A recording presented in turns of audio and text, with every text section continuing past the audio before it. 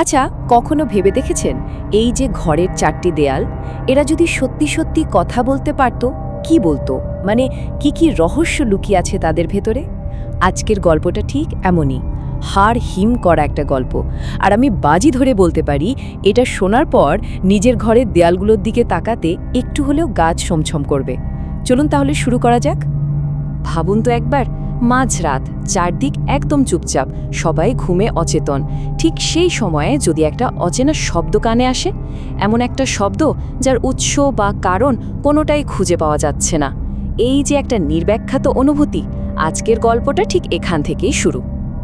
আর এমনই এক অদ্ভুত শব্দের মুখোমুখি হয়েছিল অর্ণব, আমাদের গল্পের নায়ক। ছেলেটা সবেমাত্র একটা নতুন ফ্ল্যাটে শিফট করেছে, আর সেই ফ্ল্যাটেই তার জন্য অপেক্ষা করছিল এক ভয়ঙ্কর রহস্য। অর্ণবের গল্পটা শুরু হয় একটা ফ্ল্যাটকে কেন্দ্র করে। ফ্ল্যাটটা ও পেয়েছিল বেশ সস্তায়, যা বেশ অবাক করার মতনই ছিল। কিন্তু জানেন তো, সস্তার তিন অবস্থা। এখানে কারণ ছিল দুটো। এক, ফ্ল্যাটটা অনেক দিন ধরে খালি পড়েছিল, আর দুই, এর আগের মালিক উনি নাকি হঠাৎ করেই একদিন গায়েব হয়ে যান। প্রতিবেশীদের মুখে অবশ্য নানা কথা। কেউ বলতো পারিবারিক ঝামেলা, কেউ বলতো হয়তো কোথাও পালিয়ে গেছে। কিন্তু অর্ণবের মন কিছুতেই সায় দিচ্ছিল না। ওর মনে হচ্ছিল এই সহজ সরল ব্যাখ্যার আড়ালে অন্য কোনো গভীর অন্ধকার রহস্য লুকিয়ে আছে। আর ওর এই সন্দেহটা সত্যি হতে কিন্তু খুব বেশি দিন সময় লাগেনি। নতুন ফ্ল্যাটে আসার পর থেকেই অর্ণবের কেমন যেন একটা অস্বস্তি হচ্ছিল। সেদিন রাতেও কিছুতেই ঘুম আসছিল না ওর। আর ঠিক তখনই, রাত যখন গভীর, চারপাশের নিস্তব্ধতা ভেঙে একটা শব্দ ওর কানে ভেসে এলো। এই সেই শব্দ যা অর্ণবের জীবনকে চিরদিনের জন্য ওলটপালট করে দিয়েছিল। কোনো সাধারণ শব্দ না, বরং এমন এক শব্দ যার উৎস ছিল কল্পনারও বাইরে। প্রথমে খুব আস্তে, ঠক। অর্ণব কান খাড়া করল, ভাবল হয়তো পাশে ফ্ল্যাট থেকে আসছে, নিজেকে সে এটাই বোঝানোর চেষ্টা করছিল।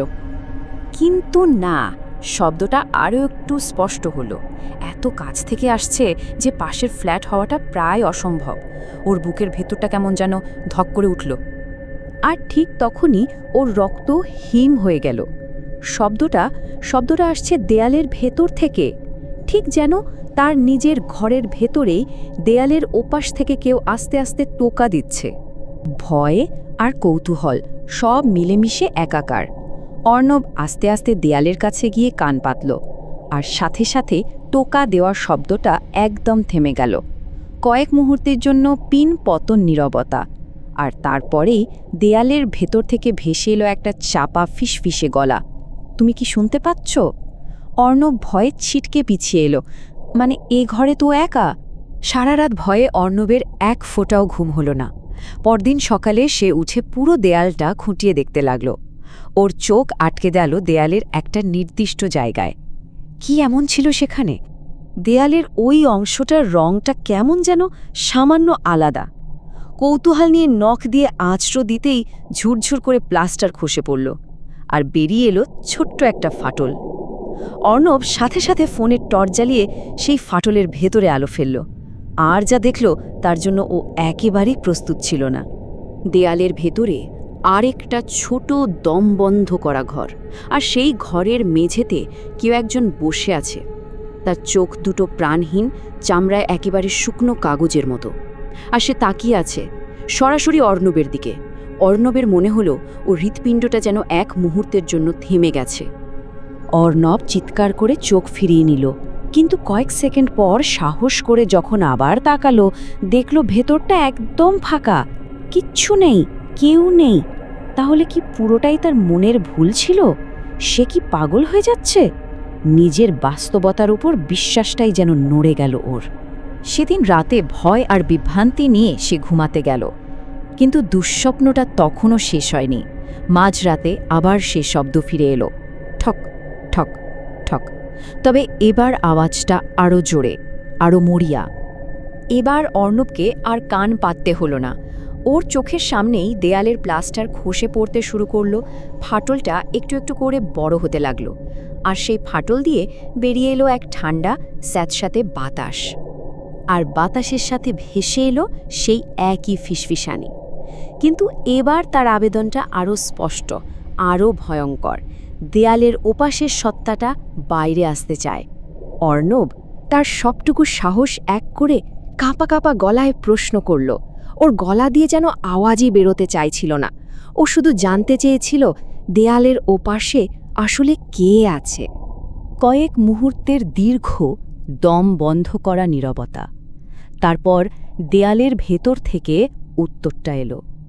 শুধু একটা শব্দ, আর এই একটা শব্দই অর্ণবের চেনা পৃথিবীকে চুরমার করে দেওয়ার জন্য যথেষ্ট ছিল। পরদিন সকালে অর্ণবের ফ্ল্যাট থেকে কোনো সাড়া শব্দ না পেয়ে এবং আগের রাতে চিৎকার শুনে প্রতিবেশীরা পুলিশে খবর দেয়। পুলিশ যখন দরজা ভেঙে ভেতরে ঢোকে তখন তারা এক অদ্ভুত আর ভয়ঙ্কর দৃশ্য দেখতে পায়। পুলিশ দেখল পুরো ফ্ল্যাটটা খালি, অর্ণব কোথাও নেই, কিন্তু শোবার ঘরের একটা দেয়াল ভাঙা, আর সেখানে একটা বড় গর্ত তৈরি হয়েছে। আর সেই গর্তের ভেতরেই পুলিশ অর্ণবকে খুঁজে পেল। দেয়ালের ভেতরে তৈরি হওয়া সেই ছোট্ট অন্ধকার ঘরে সে বসে আছে। তার চোখ দুটো প্রাণহীন, দৃষ্টিশূন্য, ঠিক যেমনটা সে আগের দিন দেখেছিল। সে নিজেই এখন সেই দেয়ালের নতুন বাসিন্দা। এই ঘটনার পর ফ্ল্যাটটা আবার খালি হয়ে যায়। কিছুদিন পর নতুন করে ভাড়ার বিজ্ঞাপন দেওয়া হয়, অবশ্যই খুব সস্তায়। কারণটা অনুমান করা হয়তো আর কঠিন নয়, কারণ লোকজন বলে ওই ফ্ল্যাটের দেয়ালের ভেতর থেকে এখনও নাকি ফিসফিসানি শোনা যায়। অর্ণব এখন দেয়ালের ভেতর থেকে বাইরের পৃথিবীকে দেখে, আর নতুন ভাড়াটের অপেক্ষায় ফিসফিস করে বলে, তুমি কি শুনতে পাচ্ছ? এই চক্রটা চলতেই থাকে।